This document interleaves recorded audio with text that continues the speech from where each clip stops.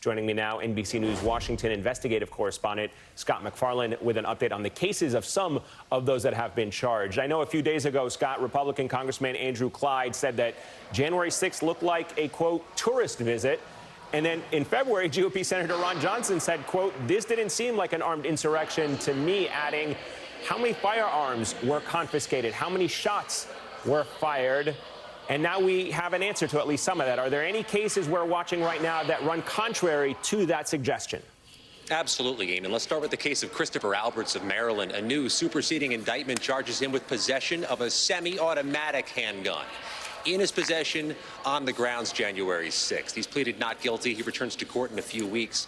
He right now is the only person charged with actually having a gun in his possession that day. But I'm seeing so many cases in recent days where makeshift weapons are part of the allegations. Insurrectionists using riot shields to hit police, hockey sticks, baseball bats. Some of this video you're about to see, I've obtained exclusively for NBC News, shows a Maryland defendant wielding up metal baseball bat, the feds say. These assault cases, even with makeshift weapons, Eamon, bring the more serious charges and in many cases have required pre-trial detention, according to the judges. And what other hearings are we watching for today, Scott?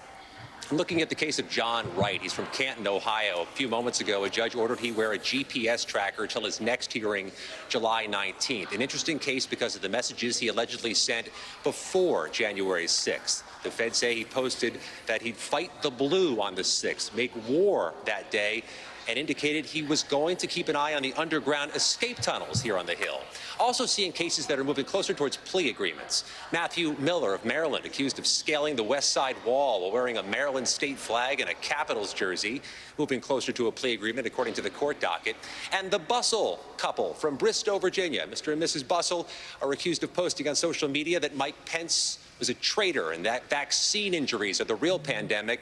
A plea agreement hearing now scheduled in the Bustle case for June 14th. Eamon, it's worth remembering, most federal criminal prosecutions end in plea agreements, more than 90%. It's likely a lot of these will too, but some of these cases are misdemeanors, which means a plea agreement means likely no jail time for the defendants. All right, incredible. As always, Scott, thank you for that reporting and update. Scott MacFarlane in D.C.